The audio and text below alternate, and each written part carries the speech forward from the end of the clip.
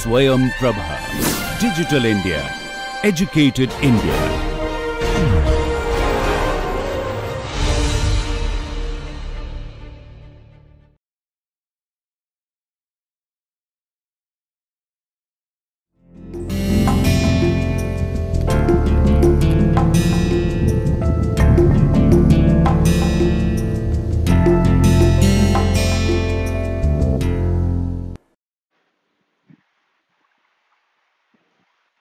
Namaste. We carry forward our discussion on conservation, and in this lecture, we'll have a look at unsustainable development. Now, let us begin this lecture by remembering what Gandhi had said. The world has enough for everyone's needs, but not everyone's greed.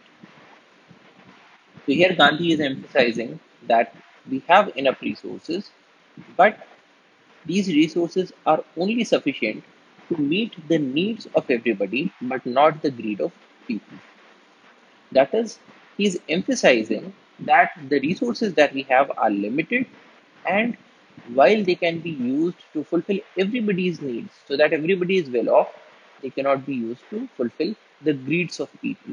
So, if somebody wants to have more and more of all the resources, then that is not something that can be permitted because that becomes unsustainable.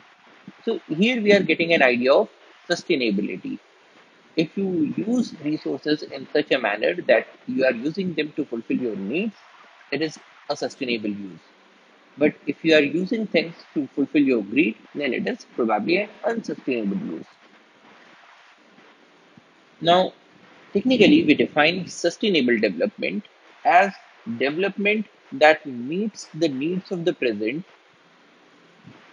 without compromising the ability of the future generations to meet their own needs. So, when we talk about sustainable development, we are saying that we need to have a development, and this development should be sufficient to meet the needs of the present. Again, it's the same thing, everyone's needs. So, we want to have a development such that we are able to meet the needs of everybody, but without compromising the ability of future generations to meet their own needs. Now, why do we not want to compromise the ability of the future generations to meet their own needs? Because again, that if we are compromising the ability of our future generations, then probably we have shifted from the domain of needs to the domain of greed. And we are using so much of the resources that our children and our grandchildren will no longer be able to meet their own needs. So then we'll call it an unsustainable development.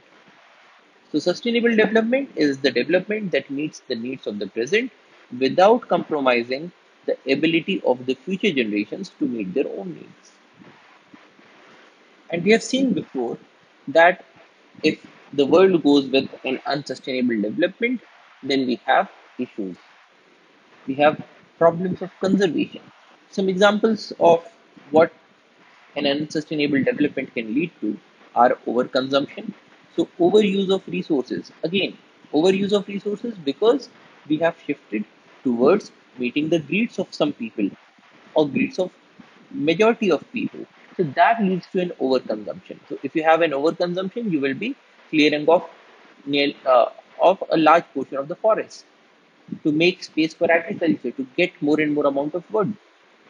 If you go for an overconsumption, you will deplete the resources, you will deplete the fish stocks, you will deplete the environment, you will deplete the groundwater. So that is a result of unsustainable development. Overconsumption, destruction of habitats, which is bringing huge survival questions for a majority of species. Desertification, because the ground cover is completely removed because of the need for wood, the need for water, and also because of overgrazing. So that leads to desertification. Ocean acidification, because we are using so much amount of fossil fuels that we have increased the amount of carbon dioxide that is there in the atmosphere. And some of this carbon dioxide is now getting into our ocean waters. It is making the waters acidic. So that is another consequence of an unsustainable development. Depletion of the ozone layer, changes in the biogeochemical cycles. So we have shifted to an unnatural biogeochemical cycle.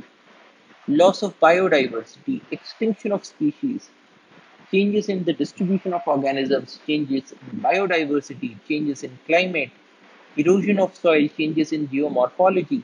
All of these are some consequences of unsustainable development. Changes in stratigraphy, changes in the element composition, changes in soil, introduction of invasive species, pollution, bleaching of corals, wars. So, a number of these things are arising because of the greed of human beings. If everybody was targeting to fulfill their own needs, then such issues would not have arisen. Wars arise because of needs of two nations. So these are some consequences of the unsustainable development. Now, when we talk about the concept of sustainability, when we say that sustainable development is development that meets the needs of the present without compromising the ability of future generations to meet their own needs, then we are talking about two primary concepts here. The first one is that the needs of the present. So, what we are trying to say here is that there is a difference between needs and greed. So, the first concept is the concept of needs, in particular, the essential needs of the world's poor to which overriding priority needs to be given. So, when we talk about sustainable development, we are not saying that we should refrain from development and we should put the world's poor in a position where they no longer have control over their own lives. No, that is not sustainable development.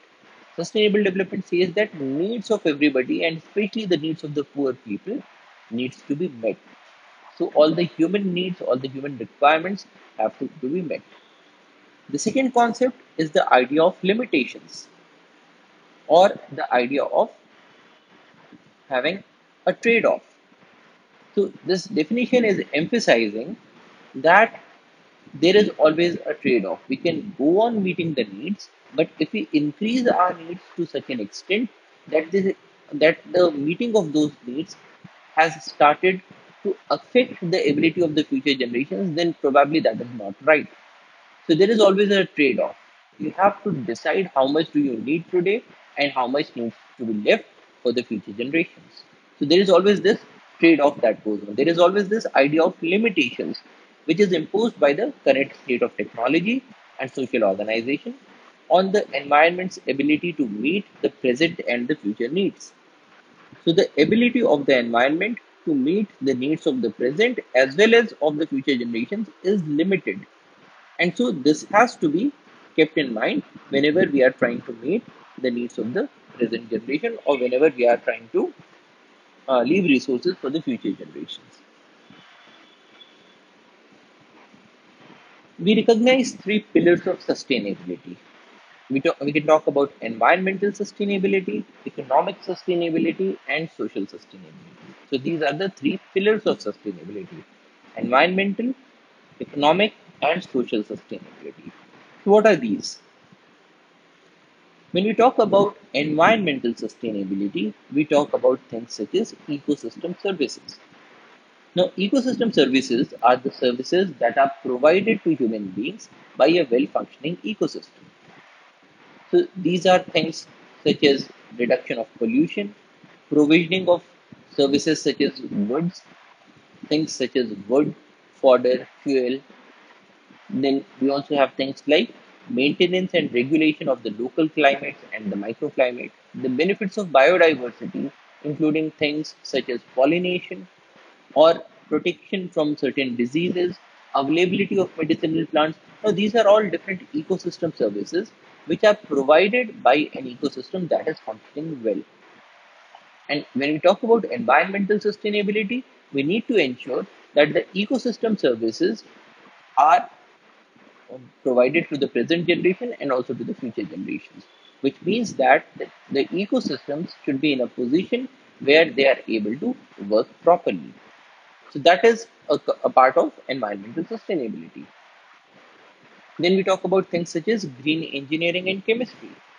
How can you manufacture goods or services in a manner that it is less polluting to the environment?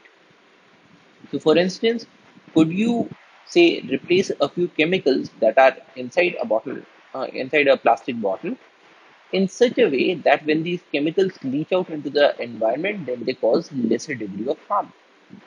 So when we start thinking about these things, then we are talking about green chemistry. Can we replace plastics with biodegradable materials, bioplastics? So this is also another concept in green engineering. In environmental sustainability, we also talk about the quality of air and water, especially the levels of pollution that are there. We talk about reducing the effects of stressors such as pollution, greenhouse gas emissions, and so on. So, if you want to maintain the sustainability of the environment, you need to keep these stressors down to a certain level. We talk about resource integrity by minimizing waste generation to prevent accidental release in the future. So when we talk about environmental sustainability, there are two options. One, to go with the business as usual, where you are generating a huge amount of waste, and you are probably keeping this waste in a landfill or keeping them in containers. You are storing, say, chemical waste or radioactive waste in containers. So, and whenever you have such a situation, then it is possible that the future generations are going to pay for our misdeeds, because it is possible that in a near or a far off future, some of these chemicals may start to leach out. Now, in that case, we are putting a liability to the future generations. So, when we talk about environmental sustainability, we say that no, we should go for such processes eh, that the amount of waste generation is minimized, so that there is a lesser need to keep these waste in storage, which could cause an accidental release or issues for the future generation. So, we want to have the resources today, but we want to have them in such a manner that we are not creating a liability for the future generations. So that is a part of environmental sustainability. Then when we talk about social sustainability, we talk about things such as environmental justice, empowerment of communities that are burdened by pollution. So in social sustainability, we have things such as the rights of the local communities. So suppose there is a big mining firm and it says that, okay, I need these forests because below these forests we have a huge amount of minerals. We have a huge stock of ores. Now, do you just permit this company to go cut the forest and start digging out the ores? Or do you also ask the local communities? Now, there could be certain communities who have been protecting these forests because these forests are part of their culture. So, do they have a right or not? And if we say that these people also have a right, then we are talking about social sustainability. Similarly, in one of the later lectures, we'll have a look at things such as industrial pollution. Now, if there is a company that is releasing chemical waste into the seas, and the fishermen uh, who are catching the fish that are laced with these poisonous chemicals, they are losing out their jobs. The local community that is feeding on these fishes is falling ill. So, do these people also have a right? And when we say that they also have a right to life, we are talking about things such as social sustainability. We all in social sustainability we talk about protection, sustenance, and improvement of human health. Because again, when we talk about the ability of the future generations to meet their own needs, then if the future generation is healthy, then they will be in a much better position to meet their own needs. And so we need to ensure that we are not spreading pollution or industrial effluents to such an extent that it is impacting the health of any community. So this is a component of social sustainability. Or things such as increasing the participation of stakeholders. Now, here again, the future generation will be in a much better position to fulfill their needs if they have been involved in the decision making process, if they have been trained in the decision making process, if they know how to say bargain for things, if they know how to negotiate for things. So, when we talk about social sustainability, it is important to ensure that all the stakeholders get a right, they have, and they get a voice. Whenever you need to make any decision, whether any industry should be set up, where should it be set up, what will be the modalities of collection of the effluents or treatment of the effluents, then the local people have to be involved. And when we talk about such stakeholder rights, we are talking about social sustainability. Education about sustainability will, the future generations will be in a much lesser position to meet their needs if they are uneducated. So, in social sustainability, we also say that people need to be educated about sustainability. Sustainability is something that should be incorporated in the textbooks. Sustainability is something that should be taught in the schools. Because when people are educated about sustainability, they will be in a much better position to assert their rights and will have a much better control over their lives. Another thing that we talk about is the protection, maintenance, and access to resources. Protection of resources, maintenance of resources, and access to the resources. Now, let us take the example of a tiger reserve. Now, currently, there are certain communities that are living alongside a tiger reserve, and their livelihoods are dependent on the tiger reserve because there are people who want to see tigers. They come to these tiger reserves, and tourism industry is providing jobs to these local communities. Now, what will happen if all the tigers get forced out? If there are no tigers in a tiger reserve, there would be hardly any tourists who would want to visit this place. So the protection and maintenance of tigers. Now here tigers are a resource, they are a natural resource, and maintenance and protection of these tigers is critical to ensure that the future generations are also able to derive their livelihoods or employment through this resource. Similarly, people need to have an access to the resources.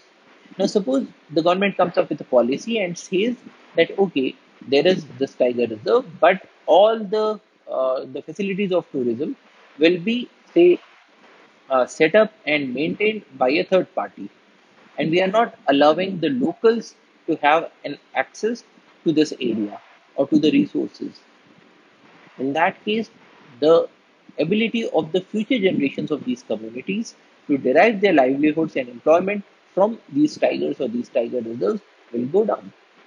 So, in social sustainability, we need to ensure that the resources are protected, the resources are maintained in a good fashion, and people also have access to these resources. We talk about promotion of sustainable living. That is also a component of social sustainability because if people shift to living in a sustainable manner, then the next generations are in a much better position to meet their own needs. So this is also another component of the social sustainability. Then we talk about economic sustainability. Now, in economic sustainability, we talk about job security. So, if there is a resource, does it provide job security to people? Or, say, again, talking about a tiger reserve, is the condition such that people have a job one day and next day they can be kicked out? If that is the situation, if the local people do not have a job security, then probably this is not a sustainable development because the locals or the people who are dependent on these tiger reserves also need to be sure that that they will be in a position to utilize these resources to meet their needs. So in economic sustainability, we talk about job security. We talk about incentivization of sustainable practices. Now we have seen before that incentives are things that induce people to act in a certain manner. Now, if the society wants to promote sustainable living, then sustainable living needs to be incentivized. A good way out is through the provisioning of taxes and subsidies.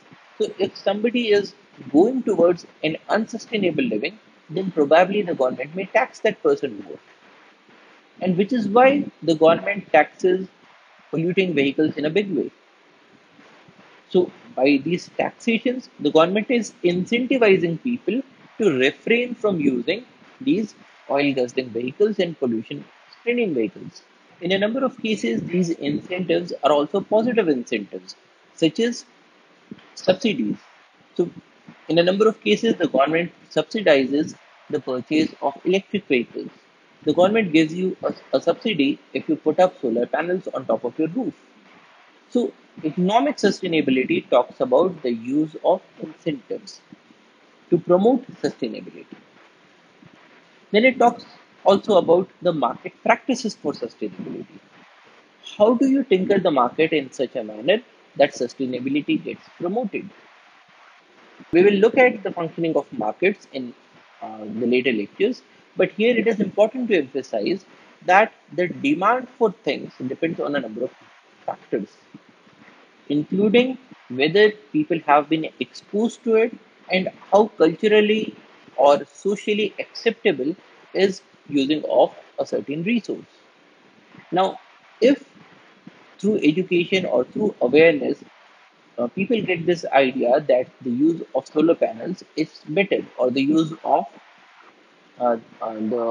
of SUVs is bad for the environment. So that would impact the demand of these resources, and demand would also have an impact on the supply of these resources, on the prices of these resources. So economic sustainability also talks about the market practices for sustainability. It talks about natural resource accounting. When we do an accounting for any industry, is it only the profit and loss statements that we are interested in, or are we also interested in, in accounting for how sustainable was the manufacturing process? So, natural resource accounting incorporates things such as the sustainability accounting for industries. It also incorporates the accounting for how much amount of resources do you have. Does the country, say for instance, perform an audit every few years about how much is the stock of forest that is available in the country? How much is the amount of groundwater that we have in the country? How much is the level of fish stocks in the country? Now, when we incorporate accounting for all of these different natural resources, we are talking about economic sustainability. Life cycle cost assessment. So, a very good example in the case of life cycle cost assessment is plastics. Plastics are so ubiquitous because they are cheap to manufacture. So, it is very easy and it is very cheap to say manufacture a plastic bag or a plastic bottle. But once they have been used and once they have been thrown out, then then it is difficult to collect them, especially because they are light in weight and they litter easily. It is difficult to carry them to say a sorting facility, because again, because of their lightweight, they use a very large volume, and so transportation becomes difficult. It is difficult to sort them out into different categories because there are so many different kinds of plastics, there are so many different kinds of additives that we are adding to plastics, there are so many different kinds of plasticizers that are there. We have thermoplastics, we have thermosetting plastics. Both of these cannot be mixed together if your aim is to recycle plastics. Then, when if these plastics are recycled, then there is a cost to recycling. If these plastics are put into a landfill, then there is a cost of land involved.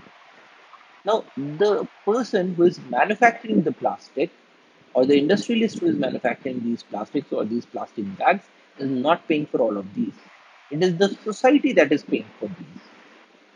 So the municipal corporation of your city will be paying for, say, collection of garbage or processing of garbage or disposal of garbage.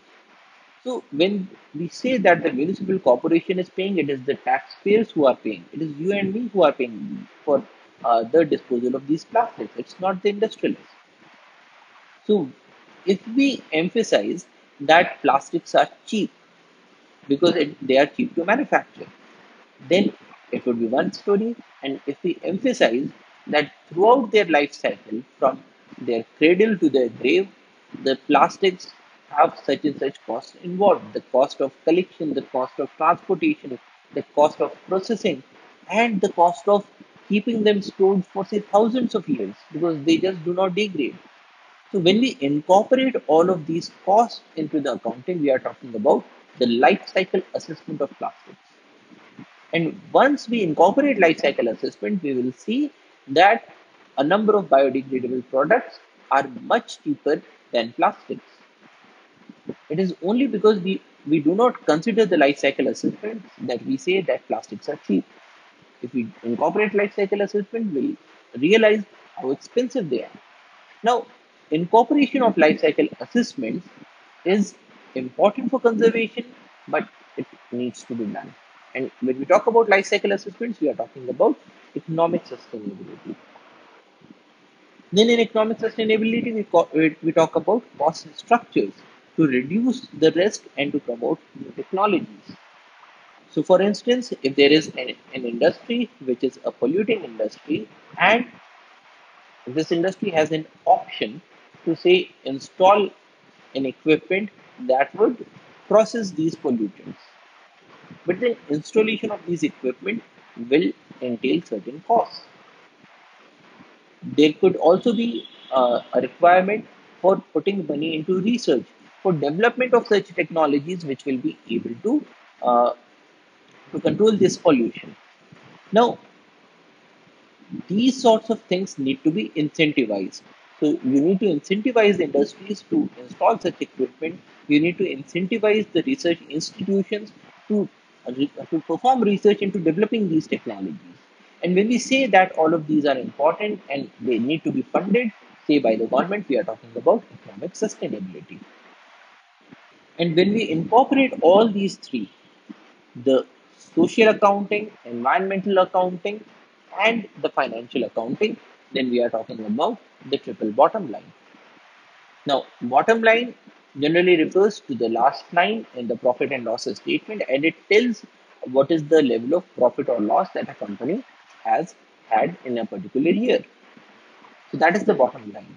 But then the triple bottom line says that not just the profit and loss, but we also need to see if the social accounting and environmental accounting have also been a part of the functioning of this industry or the company. Now, when we talk about sustainability, there are two different schools of thought.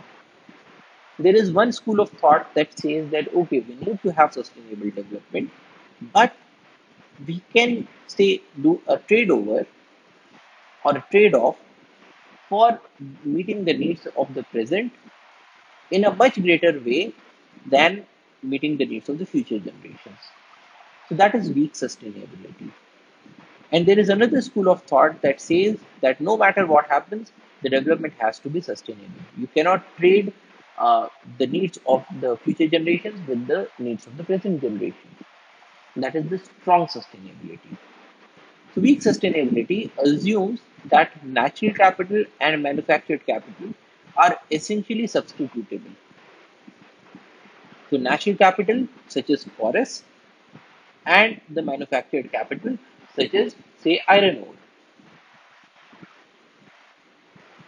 So weak sustainability says that both of these are essentially substitutable, which means that if you are destroying your forest, but by destroying the forest, you are having more and more industries, or you are having more and more roads, or you are having more and more production of iron, then it is okay if the forest get destroyed.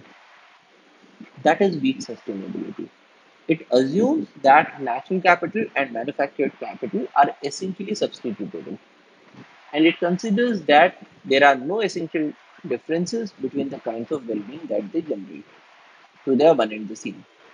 The only thing that matters is the total value of the aggregate stock of capital, which includes the natural capital and the manufactured capital, which should be at least maintained or ideally increased for the sake of the future generations. So it says that if we if we get rid of our forests, but we have developed an industry in its place, so through this industry, the future generation will be able to meet its own needs. So there is no need to conserve the forests. So that is weak sustainability, that natural capital and manufactured capital are essentially substitutable. In such a perspective, it does not matter whether the current generation uses up non-renewable resources or dumps carbon dioxide in the atmosphere, as long as enough machines, roads, and ports are built in compensation. So this is weak sustainability. The strong sustainability school assumes that natural capital and manufactured capital are essentially non-substitutable. So it says that you need to maintain natural capital and you also need to maintain the manufactured capital, and you need to maintain both of these. You cannot just say that we will be maintaining the manufactured capital at the cost of the natural capital. So that is the strong sustainability. It considers that there are essential differences between the kinds of well-being that they generate. So essentially, you cannot substitute the joy of seeing a tiger by, say, providing a longer road. So this is what the strong sustainability argument says, that the benefits that you receive out of the natural capital are very different from the benefit that you receive out of the manufactured capital. And so when we talk about sustainability, we need to maintain both of these capitals separately. Both natural capital and manufactured capital need to be at least maintained or ideally increased for the sake of the future generations. So it says that the natural capital and the manufactured capital both need to be maintained and both need to be ideally increased for the sake of the future generations. That is, if you look at the differences between strong and weak sustainability, the key idea in strong sustainability is that the substitutability of natural capital by other types of capital is severely limited. They are not substitutable. The weak sustainability, on the other hand, says that natural capital and other types of capital, such as manufactured capital, are perfectly substitutable and you can trade off one for the other. Strong sustainability says that certain human actions can entail irreversible consequences. A good example is climate change. So it says that if you go on releasing large amounts of carbon dioxide into the atmosphere, that would lead to global warming because of greenhouse effect, and that would lead to climate change. Now, climate change essentially is an irreversible phenomenon, and so it will lead to consequences that are also irreversible. Weak sustainability says that technological innovation and monetary compensation can be done for environmental degradation. That is, on the one hand, the strong sustainability argument would say that you should not uh, release so much amounts of carbon dioxide because that will lead to climate changes, and that would lead to negative consequences for a large number of people. On the other hand, weak sustainability says that okay, even if there is climate change, we can provide monetary compensation to the people who are affected by climate change. So, weak sustainability would say that okay, it is fine that there is climate change. We can always compensate people for it. We can provide them with money and they should be happy with it. And so, there is no need for the present generation to say stop climate change. So, this is a major difference between the strong and the weak sustainability. The strong sustainability says that conserving the irreplaceable stocks of critical natural capital for the sake of future generation is essential because a number of stocks of natural capital are irreplaceable. You cannot replace them with anything else. The weak sustainability says that the total value of the aggregate stock of capital should be maintained or ideally increased, not natural capital. So this is a difference between strong and weak sustainability. The key concept in strong sustainability is critical natural capital. So it tries to emphasize again and again that the natural capital is critical. On the other hand, the weak sustainability just says that optimal allocation of scarce resources is good enough. The strong sustainability says that scientific knowledge is required as an input for public deliberation. So it talks about procedural rationality. So it says that scientific knowledge is crucial and we need to develop these procedures.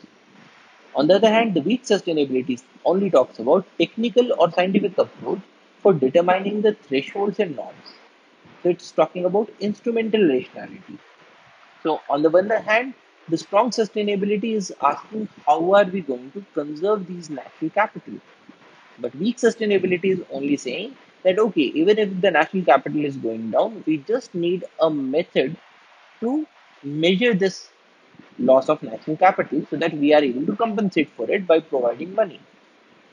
So it only talks about a technical aspect. It only talks about an instrumental rationality, not a procedural rationality. Now, sustainability these days has come into our common currency, especially after the Earth Summit of 1992. In the Earth Summit, the countries came together and they agreed to Agenda 21, which is the sustainable development in the 21st century. Now, this talks about sustainable development goals. Now, these include things such as no poverty, reduction of poverty. So, here we are talking about a social sustainability as well as an economic sustainability. It talks about removing hunger because if you if you create conditions where people are no longer poor or hungry, then probably they, as well as their next generations, will be in a much better position to fulfill their own needs and requirements. It talks about things such as good health and well being, which is crucial not just for the current generation but also for the future generation. It talks about quality education to people. It talks about gender equality, clean water and sanitation, affordable and clean energy. Not just affordable energy, not just clean energy. The energy needs to be affordable so that more and more people have access to the energy. But then, in the quest for making energy affordable, we just cannot go with the non-renewable sources of energy. So we have to shift towards a clean energy, and we need to create such conditions that clean energy also becomes affordable. So we need to invest into research into clean energy. We need to invest into those industries that are producing, say, the solar panels. We need to provide incentives to people. We need to provide subsidies so that clean energy becomes affordable. So affordable and clean energy is a sustainable goal. Decent work and economic growth. Now we are starting to talk about the economic sustainability. Everybody should have an opportunity for a decent work and should also have the opportunities of economic growth. Industry, innovation, and infrastructure. So you need to have infrastructures, you need to have industries which will make it possible for the future generations to meet their own needs. Reduce inequalities, sustainable cities and communities. So not just sustainability at the level of the industries, but also sustainability at the level of cities. So is your city in a position where it is doing rainwater harvesting? Is your city, for instance, having a sewage treatment plant? And even more preferably, a sewage treatment plant that makes use of bioremediation, because that is one of the most sustainable ways in which we can process the waste. So the Sustainable Development Goals talk about sustainable cities and communities. They talk about responsible consumption and production. Consumption needs to be responsible, which means that overconsumption needs to be avoided. So this is responsible consumption, but also responsible production. Responsible production is production in a manner that we are not overusing the natural resources. We are not generating a huge amount of waste. We are doing a production in some of the most efficient manners. We are doing a production that is using clean energy. So that is responsible production. So the Sustainable Development Goals talk about responsible consumption and responsible production. They talk about climate action. What are we doing to mitigate the climate change? It talks about life below water. So it talks about whether or not our habitats, our aquatic habitats, are they functioning well? What about the fish stocks? Are we over consuming the fish stocks? So that also needs to be kept in mind. So that is also one of the sustainable development goals. It talks about life on land, which includes biodiversity. So, are we doing our development in a manner that conserves biodiversity, or are we doing our development in a way that is getting rid of biodiversity? It talks about peace, justice, and strong institutions. Because once we have peace, once we have justice, and once we have strong institutions, then it creates a society in which people have much more control over their own lives. It creates a society where everybody is able to develop himself or herself. And it creates a society in which not just the present generation, but also the future generations will be in a much better position to, say, do innovation or to have more control over their own lives. So the Sustainable Development Goals talk about maintaining peace. If there is a war, then probably the next generation will be in a much worse position to maintain their own needs. It talks about justice, it talks about strong institutions, and it also talks about partnerships for the goals. Because of late we have realized that sustainability cannot be done at the level of just a single country. So, if, for instance, there is one country that is releasing a huge quantity of greenhouse gases, it is overusing coal, and then the consequences will not just be faced by that country but also by the world in total. Because climate change is a global phenomenon. If there is a country that is burning a huge quantity of coal, then the acid rain that results will not just fall in that country but will also fall in the neighboring countries. If there is a radioactive release from one country, then this radioactive elements will move through wind and water to reach other countries. They will affect people in the other countries as well. So we require strong partnerships and we require common goals. So these are the sustainable development goals. So can you relate these to the 10 principles of economics?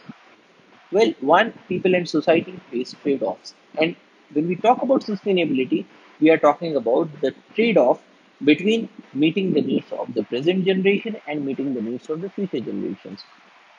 So, sustainability says that we need to meet the needs of the present generation in such a manner that the future generations are also able to meet their own needs. So, this is a trade off. Trade offs, of course, lead to cost, what you give up to get something. So, if you want to do development in such a manner that your children and your grandchildren are also able to have control over their own lives, then you will have to forego something. Cost, as we have seen, is what you give up to get something. And if you want to perform development in a manner that your future generation is secure, then probably you will have to reduce your own consumption. So trade-offs lead to cost, and sustainable development talks about these costs. Then also that people respond to incentives. So if you want to promote sustainable development, you will have to incentivize sustainable development.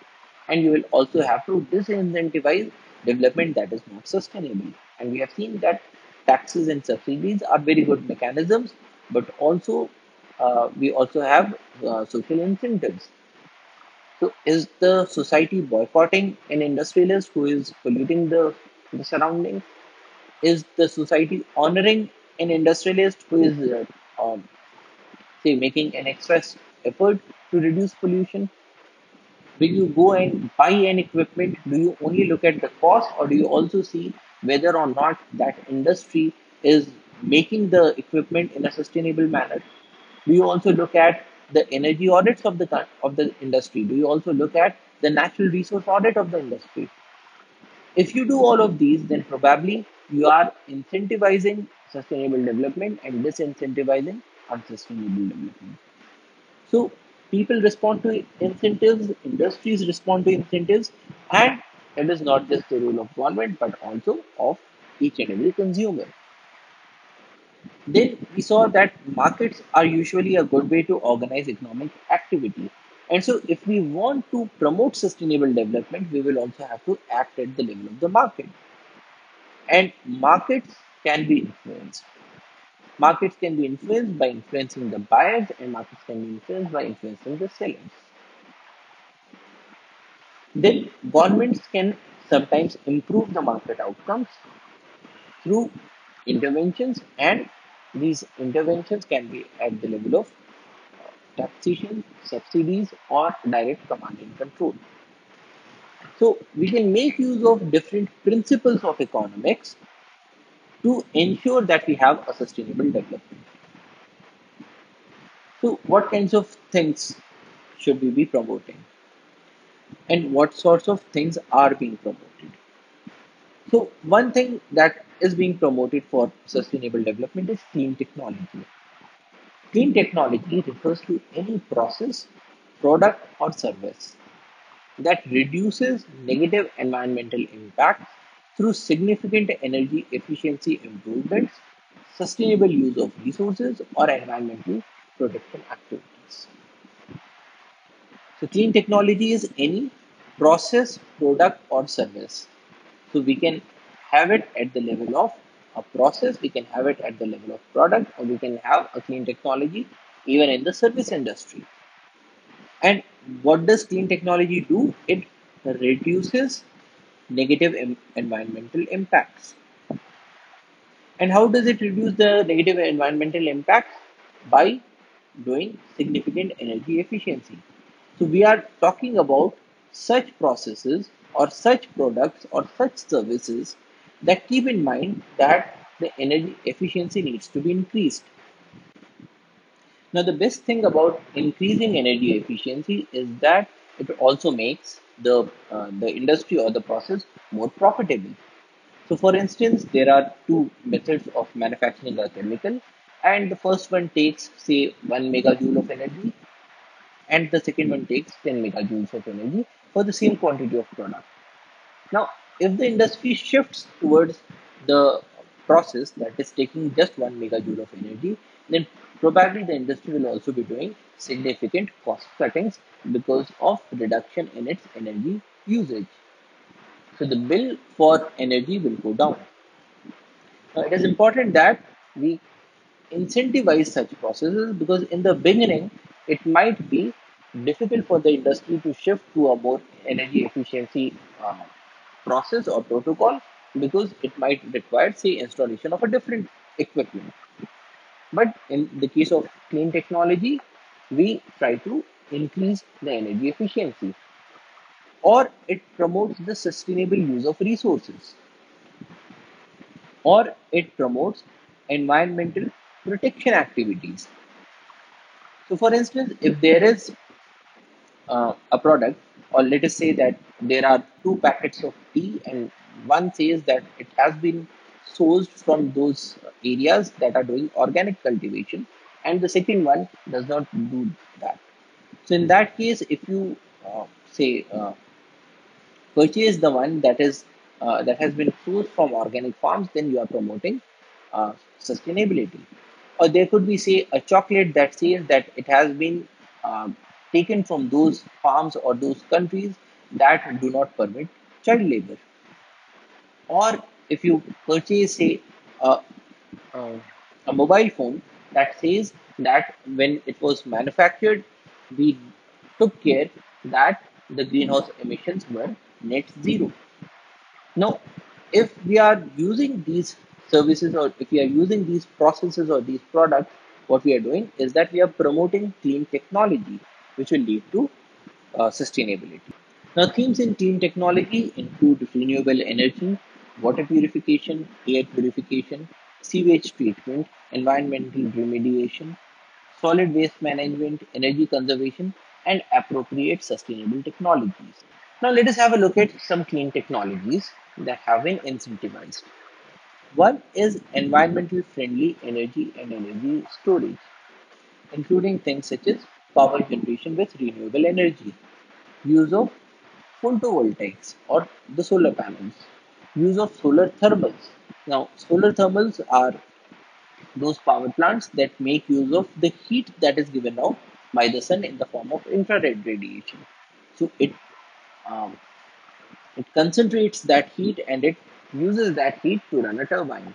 So it is different from a normal solar steam, or energy generation using geothermal energy, which is the heat that is stored inside the earth, or power generation using wind energy, or power generation using bioenergy, or power generation using sewage gas.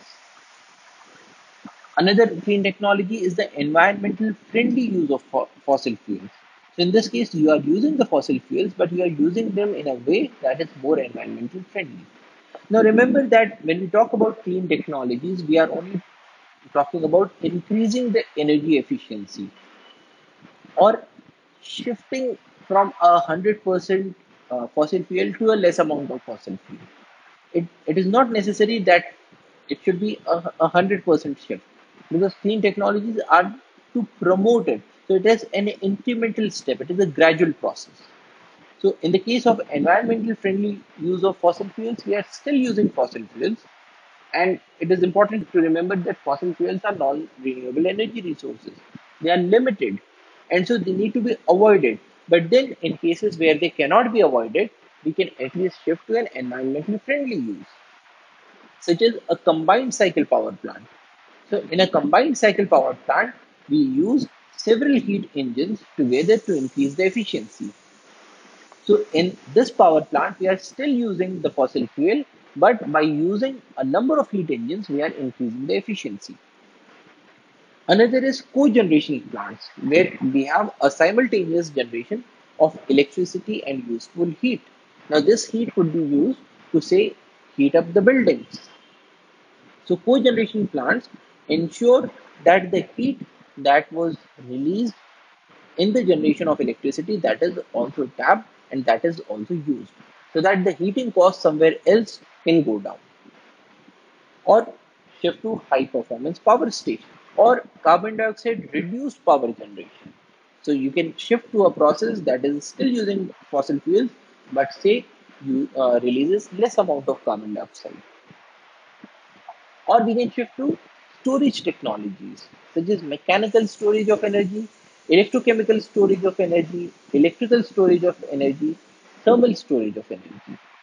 So, storage technologies are clean technologies because they permit people to, to generate more and more amount of energy through renewable means when they are available, store that energy, and use them when the renewable energy is not available. A good example is the solar cells.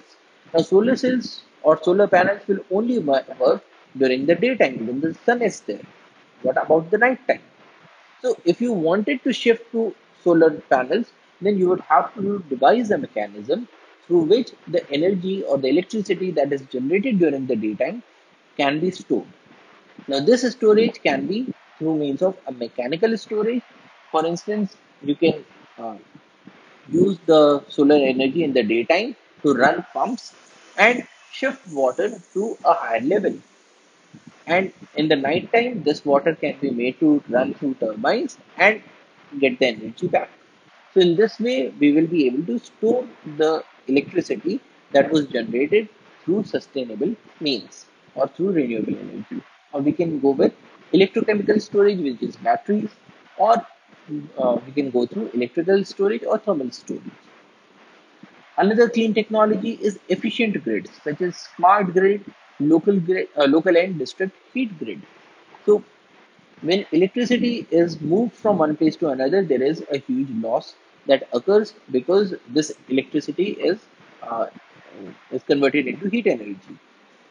And through a smart grid, we can reduce the amount of energy losses during transport of electricity. Another clean technology is in the circular economy section, such as waste collection and transportation. So, if you develop an infrastructure uh, for increasing waste collection and transportation, you are working in clean technology. If you devise a method of waste separation and sorting so that the plastics can be recycled, then we are talking about a clean technology. Or utilization of waste through, say, recycling. So, if you devise a method through which plastics can be recycled into other products, then we are talking about clean technology. Or thermal waste treatment. Then we have waste disposal, safeguarding and removal of contaminants and hazardous waste. That is also a clean technology. Reduction or utilization of landfill gas. Now, when we talk about a landfill, the organic material that is put into the landfill is slowly converted into methane and is released. Now, methane is a very potent greenhouse gas. So it acts in a way that is very similar to carbon dioxide but is much more effective than carbon dioxide in trapping the sun's heat.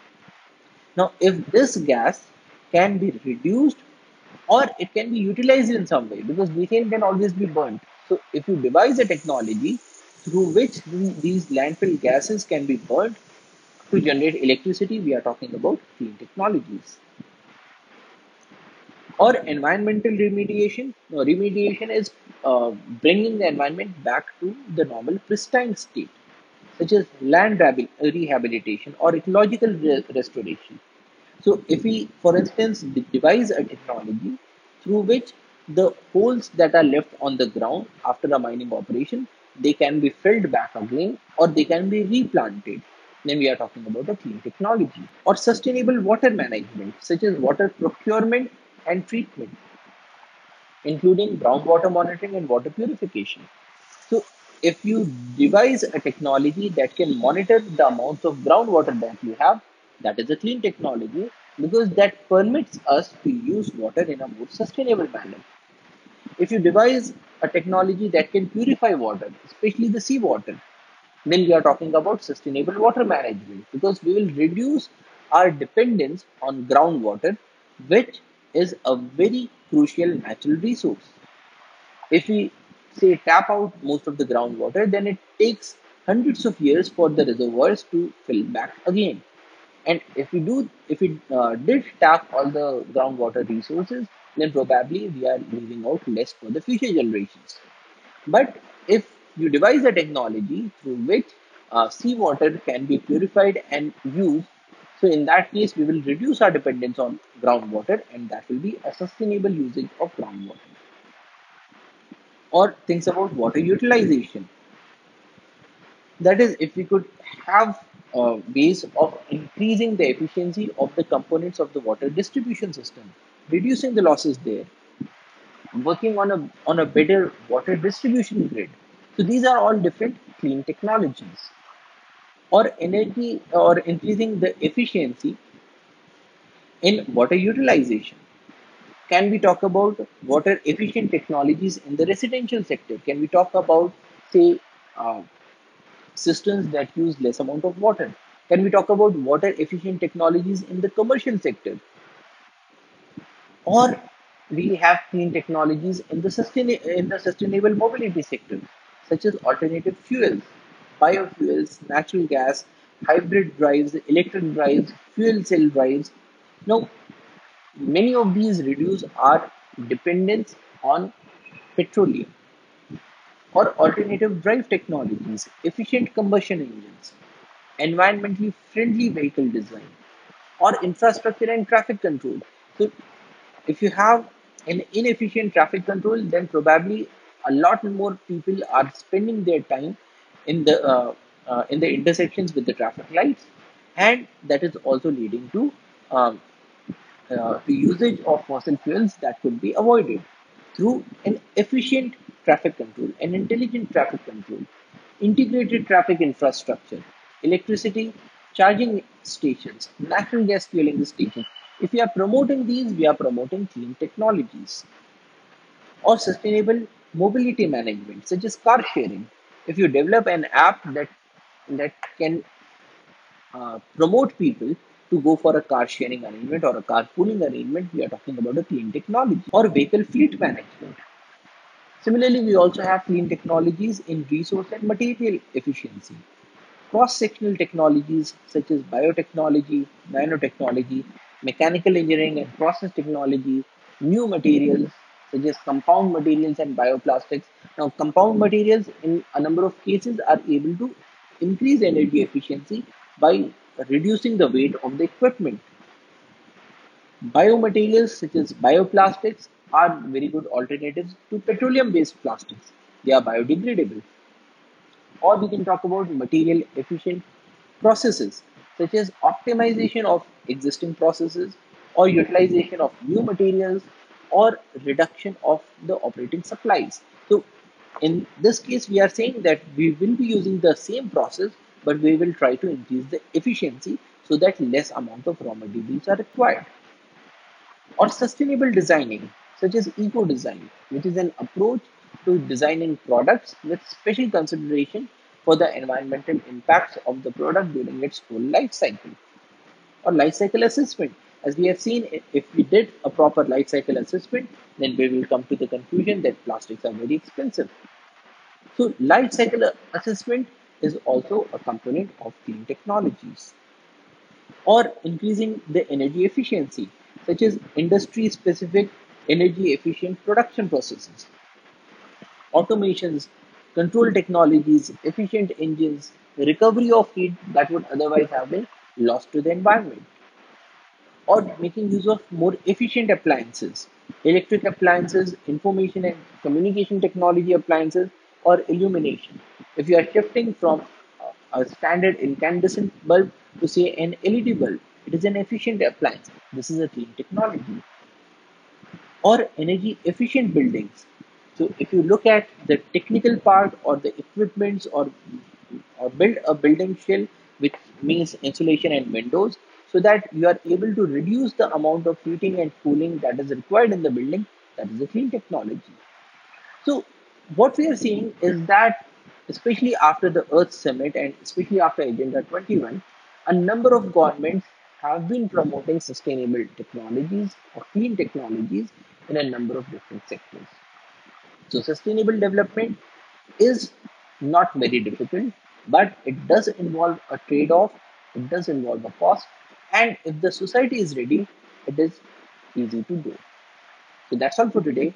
Thank you for your attention. Jai Hind.